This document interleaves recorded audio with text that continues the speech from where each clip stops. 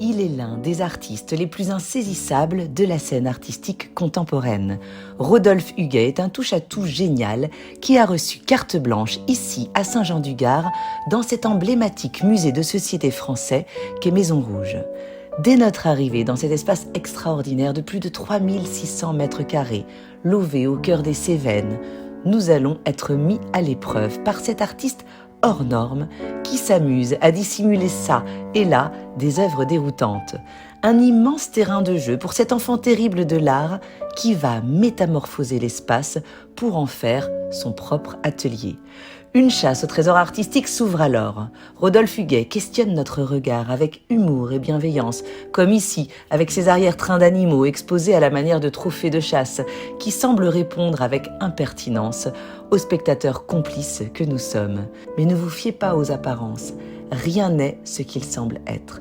Les boîtes de conserve géantes sont en réalité des poteries en terre cuite, réalisées avec la technique traditionnelle du tournage à la corde. Ce crâne humain revisite les fameuses vanités d'antan en soie non tissée. Ces bouteilles en plastique fossilisé sont en fait de sublimes sculptures. Une œuvre éminemment émouvante dans laquelle on retrouve des clins d'œil à son vécu personnel, comme ce tronc d'arbre carbonisé, sauvé des flammes de son jardin, ce bout d'escalier gardé de sa maison d'enfance, ou ces crayons d'écolier qui servent de tuteurs de tissage au verre des mûriers. Au fil de ses expérimentations et trouvailles, l'artiste puise dans les savoir-faire de sa région natale et contraint la matière pour en faire des objets engagés.